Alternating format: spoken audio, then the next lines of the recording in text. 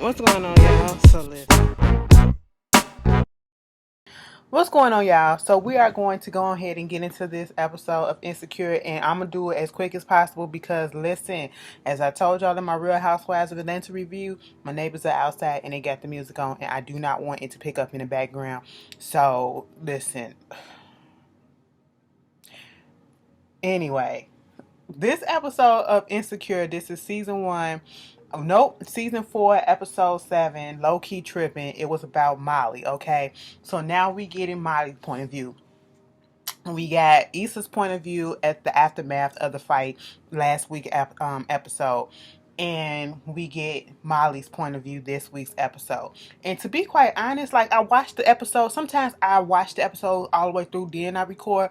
Or sometimes I watch a few minutes of it and then record so I don't forget anything. But this episode, like I watched the whole thing through and through, and it went by kind of fast. Okay, and it picked up directly where it left off last week with Issa going to the Ethiopian restaurant. And was that the same girl when Molly was sitting there at that counter? Was that the same girl in episode 1 of season 1 when they was ordering and she came to the thing and she had her attitude because they had to, come back and reorder or they weren't ready to order?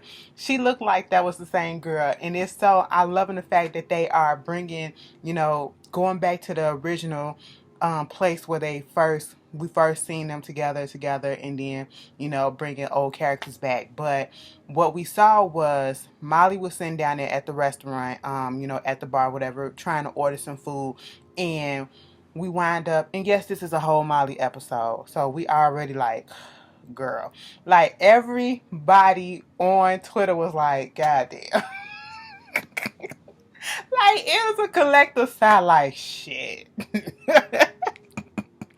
Girl, we are fed up with Molly. Like, we've been hanging in there with Molly because, maybe this will happen, maybe this will happen. I see your point of view here. But after that whole block party episode, like, everybody is over and done with Molly and her antics, okay?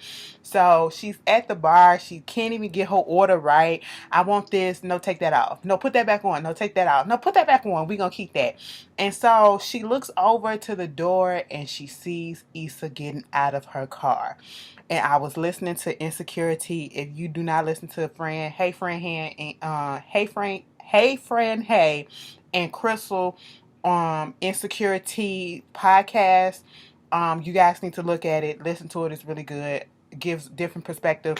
And they did pose the question: do you think Molly actually saw her? I honestly thought that Molly was sitting there at that bar and she was talking to Andrew. She was really like cool with the fact and just moved on and didn't even give a care about everything that was going on between her and Molly. I mean, her and Issa and all that stuff. Come to find out, she did see Issa and she started acting like she was all in a good mood, trying to put on the front to see if Issa was going to come up in there.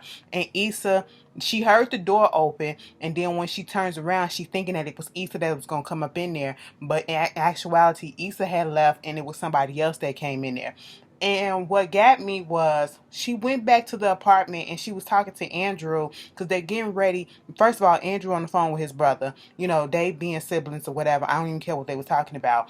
All I heard was something about 5 o'clock in the morning. Bitch, ain't nobody got time for that. Okay, that's a little bit too much. Listen, these days, that's what time I go to sleep. You know what I'm saying? I got to get out that habit because I'm back at work. You know what I'm saying? I'm going to be fucked up. But anyway, so that's going on. She comes over there and she's telling Andrew, oh, I seen Issa. She ran away from me like she was running from a real job. Now see, Molly, you didn't have to say that. You didn't have to do that, okay? That is another jab that you just did. And that is putting on exactly why we don't like your ass. You literally getting in your feelings at the fact that this girl did not come in there and confront you or even acknowledge you as if Issa was supposed to say something to you first. Who told you that? Who told you that? You look like you have never been the bigger person in your life ever, okay? And you look like you feel like your way is the right way all the goddamn time.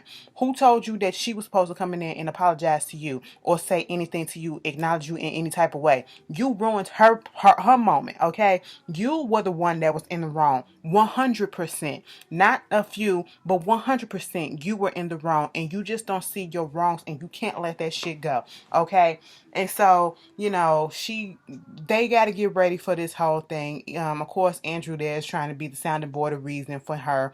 And they getting ready for the trip to go see Andrew. They going to Mexico with Andrew's brother. They're gonna meet him down there with his wife, Lydia, Victor and Lydia. But Molly get notified that she has to come to this meeting to do something prior to them getting on the plane. And so she goes and do that. And when she gets there, it's some conflict that's happening. I really didn't like the way that she was speaking to her assistant. The girl made a mistake, and I understand we got to be firm in our word or whatever, but because it's Molly and because the way her attitude is, she basically came down on the girl for making a mistake or not being aware of there was a meeting or whatever, not checking this or checking that, even though that's her job. But I just didn't like the way her tone was with the girl. But because Molly has this way of speaking as if she's so much better than other people, you know what I'm saying? And I feel like she looked down on poor little Karen. And I think that's her name, the little assistant, and so she getting ready to go on the plane. She's a little bit late. She's talking to Andrew. They at the airport. They trying to hurry up and get there.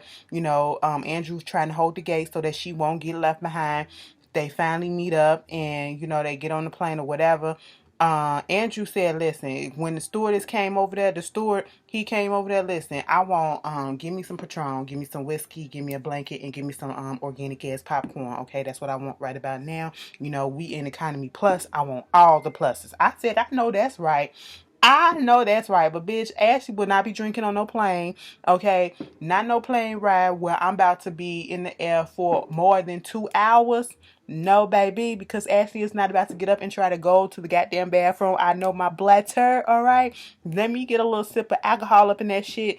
10 minutes later, I gotta go pee like a fucking flood, bitch, okay? That's what it does to me. And I'm a big girl. And I ain't got time to be trying to squeeze up into no goddamn bathroom. Bitch, did I tell y'all? I told y'all that. When I went to LA and I got on my first plane ride when I went to LA and I had to go to the bathroom, and I'm thinking that the bathroom gonna be big enough, like, oh, this how they be up in there, because I'm thinking like, girl, when I be looking at TV and looking at these movies or whatever, they be fucking up in the bathroom. 2 people get up in there. Bitch, when I get up to that bathroom, I said, what the fuck? Bitch had to come in there, and I was bigger then. Bitch had to come in there sideways a little bit just to scoop my ass up in there. I'm scared I'm finna get stuck up in this bitch. Girl, no. So no. Next thing you know, he come back, he get the stuff. Kim Fields, shout out to Tootie, shout out to Kim Fields. She's sitting on her name Mabel on here. She's still on the aisle next to them, and she was like, "Y'all going to Mexico?" And everybody's like, Molly, like, we all going to Mexico. She was like, "I'm just making sure because I got on the wrong plane once. I've been in the wrong marriage too. I married the wrong man, and I'm just not getting out. Like after 20-some years, this day 3." I gotta go to the bathroom. I said, ooh, girl, I'm so glad I ain't never got nobody on the plane with me that wanted to talk my ears off. No, okay? Ain't nobody got time for that.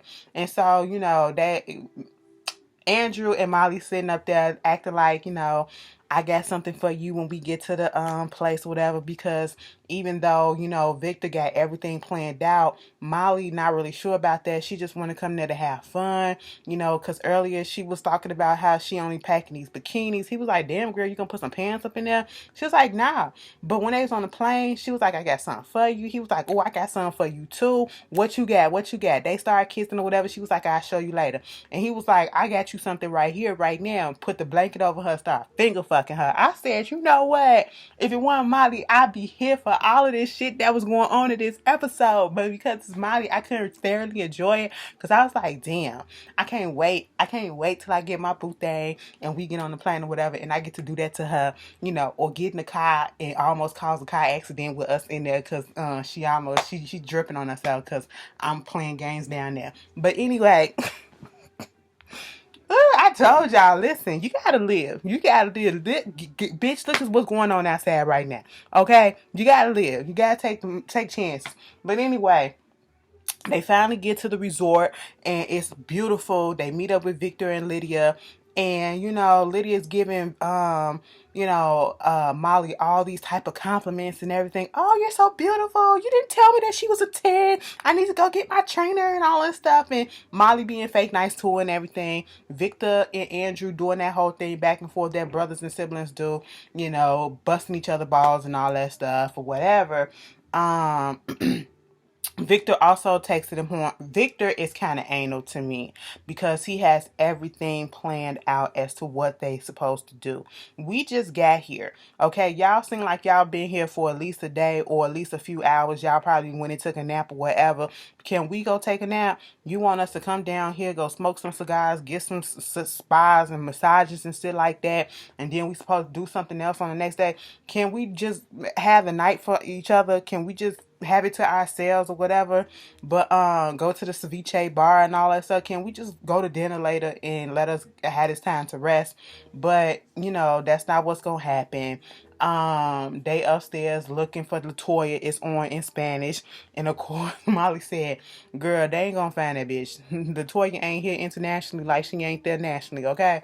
And so at this point, they revealing to each other what it is that they gonna be doing to each other. With the little surprises, will Molly come out with her little lingerie? Okay, these little black lingerie, with the ass out. I was like, all right, and the titties out and everything with the little brassiere.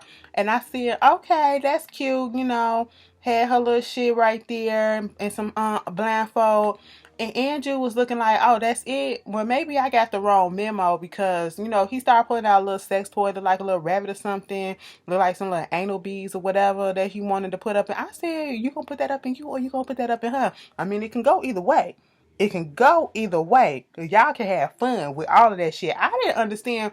And it looked like he had his little vibrator thing too. I didn't understand what the problem was, okay? Because he was just trying to see what's her freak number, okay? Trying to look like some candy coated night stuff, okay? Candy coated vibrator, whatever the fuck, bitch. He was just trying to figure out what her little freak number is, trying to figure out what her limit. She was like, but it's all to the good. But what I did like? I did kind of like what we did on that plane. And it was like, you like getting off in front of people. And it was like, I mean, it was cool. I never thought that I'd like it, but I really did. Next thing you know, they out there fucking on the balcony. I said, come on, Andrew, with the little pasty cakes, okay? Andrew is a cutie. Now, at first, I was like, I don't see how I'm going to see it. Because, what really attracted me to Andrew was his long hair. But then he cut that shit off. And I was like, why would you do that? Why would you take your locks away, Samson? Okay, why would you do that? But, now I get it. And the way his shit be flowing right here. And it be just, I be like, okay, look, Andrew, I see it. I see you. You still got it. Okay. But at the same time, I was like, go ahead and do what you gotta do. Next thing you know, I guess because they was out there in a thrall, fucking and doing what they was doing, and they just took the night upon themselves and just said, bitch, fuck what my brother had planned. We gonna do what we gonna do. Okay. So they didn't even do all the stuff that they was planning. So they met up with the brother and the sister-in-law later on the next day. And they were supposed to do this 3-mile hike to the top. Bitch, I said, excuse me. When I say I want to go on vacation, if I'm sweating because I'm been out in the sun long or I'm fucking too much. That's what I'm sweating from. I'm a big girl, fat people we don't do well in the heat and shit like that. That's what we want to sweat from. We don't want to sweat from being overexerted, doing exercises and shit. That's cheap week, okay? When I go on vacation, that's cheap week. We ain't doing shit, okay? We ain't doing shit but having fun. And then we gonna work that shit off when we come back. You know what I'm saying? That's what we doing. I said 3 miles. Bitch, no. Then on the course, who comes down the course? Goddamn Kim Fields. She was like, nah, I'm just an early bird. Okay, day 4. I was like, all right, see, I'm loving Insecure in the fact that they are bringing on people that we have not seen in a while, or sparingly, and or legends in the game for black folks or whatever, coming back and having these little cameos. I love it. And so after that, they go up to the top. They finally get up there. Molly like, bitch, how the fuck we supposed to get down? I mean, the view was awesome. The view was breathtaking, so it was worth it. But how we supposed to get down? And they was doing the hang gliding, zip lining thing, or whatever. I would try that, but no, I won't because fat. Moving on from that. Um, they get back, they go to a little outing, dancing and stuff like that or whatever. Molly and them go back to the hotel room and they up there talking. Next thing you know, Andrew realizes that he got some missed calls from Nathan. And he FaceTimes him trying to see what's up. And so Nathan is on FaceTime, in the garage, basically clicking on the clicker in the garage not opening. And he was telling him, get the clicker, whatever, out the linen closet and all that stuff. And in the background, you hear Issa's voice. Molly instantly gets up in her feelings and like, see, look at this bitch. This bitch over there fucking around with Nathan. She done moved on and went back to him with all the shit that she got going on with him and after the way that he played her. And see, this is what we forget about Molly. And Molly also forget about herself. She wanted to put in boundaries all of a sudden just because she was upset with Issa and she feeling some type of way with Issa and with her so-called relationship, and she didn't want to help her out with the Andrew situation, getting the talent or whatever. But yet you also overstepped your boundaries when you was talking to Issa, when you blocked Nathan for coming in to talk to Issa. That wasn't your place in last season. That wasn't your place. And Issa got upset at that. And you couldn't understand. And you, so she can forgive you for that, but you can't let this little shit go. Like, you really blocked somebody from her. She didn't block you from nobody. You know what I'm saying? She didn't even involve you in the shit. But yet you holding a grudge for stuff like this. You can't let that shit go. I said, okay, here we go. We're going to do that shit. And then at this point, Andrew, she's being so fucking judgmental. When she saw, when they both was at Tiffany's place, and she saw that she was out there talking to Lawrence, she automatically assumed that Issa was out there being messy, trying to get back with Lawrence or whatever, when that wasn't the case. She's over there talking to Nathan. She's automatically assuming that she's over there probably fucking Nathan. They back together, whatever, after all the shit that they've been through. And even Andrew said maybe they just kicking it because at the time that he disappeared on her, he really had a real ass reason to disappear because he was dealing with mental health issues, real mental health issues. Had Molly sitting there looking dumb as shit, and I said, okay, Nathan, so you was dealing with some shit. You still could have said something, but I'm gonna give you a little semi pass, because your boy vouched for you, because it seemed like you've done this before, And if Issa can get past it, then I'm going to get past it. Molly needs to shut the fuck up. So they got past that whole situation. Next thing you know, we see Andrew on the bed. Molly comes out in the lingerie or whatever. And then she put a blindfold on Andrew and said, what you about to do now is you about to eat this ass. I said, wait a minute. Now, if this was somebody else, I would really be here for it. Really be here for it. Would it really make me like... Oh, I want to see. And baby, when Molly said you gonna eat this ass, Molly turned around, reverse cowgirl on that ass, okay? Got directly on his face and spread those cheeks. Now, we literally saw her spread the cheeks. I said, oh, wow, this is nasty. I likes, but it's Molly, so let me bring it back a little bit. You know what I'm saying? I said, Andrew, you better eat the cakes. Eat them bitches like groceries, okay? Eat it like it's some chocolate cake and some ice cream back there. No, we don't want to do no ice cream because that's watery. That look like shit. But anyway, we ain't gonna do that. We ain't gonna do that. And I was sitting here thinking like, okay, I really don't see the chemistry between, I somewhat do, but it's like, is it me or is it just sex between Molly and Andrew? Is that all that we get out of them? Like, we don't get no deepness. We don't get nothing else but sex. I'm like, what else do you guys have to offer? Okay. But, they get to the pool.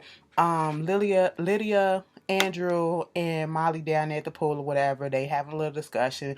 Lydia's telling Andrew about her their sister, Fiona, saying that she's doing good. You need to reach out to her. She's out there in Seattle. She went to this little coffee shop or whatever like that, and she applied for a job there, so she's doing good. You need to reach out to her. Somebody came past and flicked some water as they were swimming, flicked some water into Lydia's eye, and Molly went over there. I was like, girl, I get you a towel. It was two white people in front of her.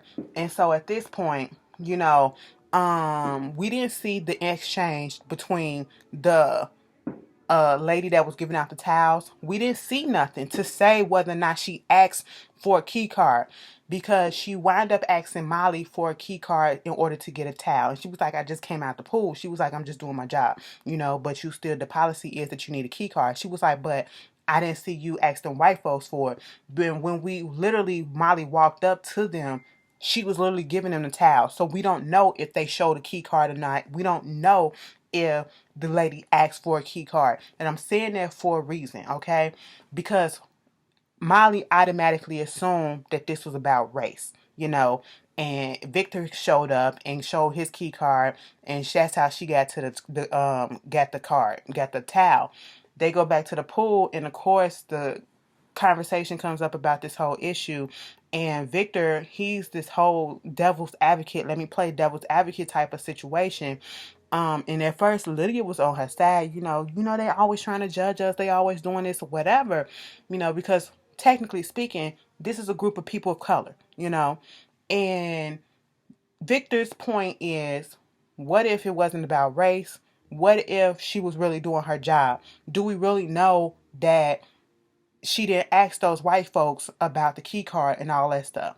Molly is adamant that no, I did not see her ask them. And of course, she asked me because I'm black and all this stuff. Molly being Molly, all right? On the one hand, she can be 100% correct, but we have no way of knowing that because we didn't see her ask, or we didn't see none of that exchange. We just saw them being handed a towel. We don't know what happened before that when they came up, And I get where Molly is coming from. Now, if I didn't see that, and I see that this lady and this man just went on ahead and got a towel, I would have felt like there's some racism in play too. And then for you, Victor, to come in and tell me as a black woman how I should feel and how I should make it about race, you don't know my struggle. Yes, you're a person of color when it needs to be. And I'm glad that Molly did say that. And it kind of got Lydia and Andrew and Victor a little bit heated. They was like, bitch, what? And she was like, I'm telling the goddamn truth. Y'all selective as shit. And then Andrew was like, wait a minute, I'm not like that. She was like, I'm not talking about you. And then Victor calls her out and said, well, damn, you saying you being selective too, because you saying you eliminating him, so you kind of being a little hypocritical, a little bit contradictory, a little bit. But I felt like Victor was being an asshole the whole time regardless, okay? At this moment in time, you don't know the plight of what it is to be a black woman. And then we already got this history between Asians and African Americans, Africans, whatever, where these Asians be racist against blacks or whatever. And so you, as this Asian man, coming up here saying what you saying and coming back and forth with my struggle, I really wasn't, I felt like Molly did put her foot in her mouth a little bit, but I did understand why she went the fuck off on Victor, because I was waiting for somebody to go off on fucking Victor. Victor was getting on my goddamn nerves. And so, of course, I said, damn, girl, you said this shit. You said, get the fuck up out of here and all this shit or whatever. She literally cussed him out. And she said, fuck your brother. Okay? So, at this point, it's like a little awkwardness between Molly and Andrew. They sleeping in the bed. They not saying nothing to each other. They both just laying there wide awake. He let her sleep in, and he came back with a drink for her, and they just gonna spend a day together. And she winds up going on the beach, and this is the end of the episode.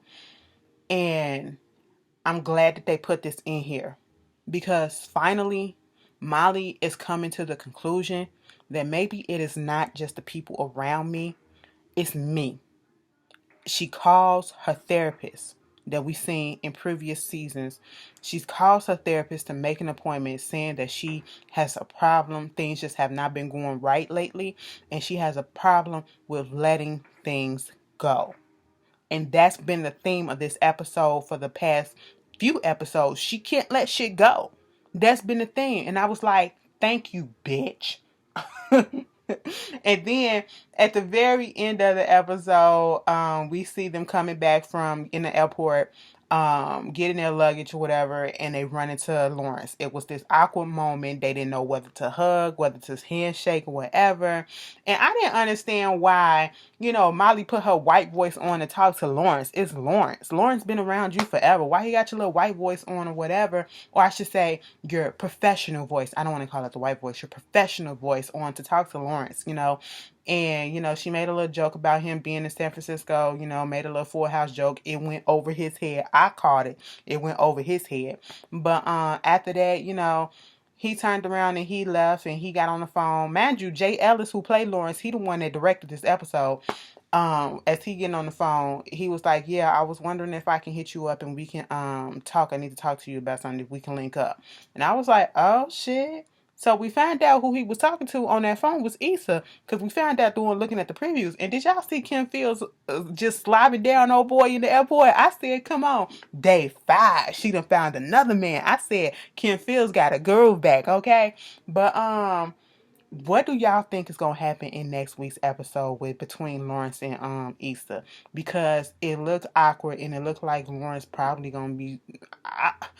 If that motherfucker tell Issa that he still got feelings for her, child, y'all tell me how y'all feel. Put it down in the comments, and I will see you guys later. Peace.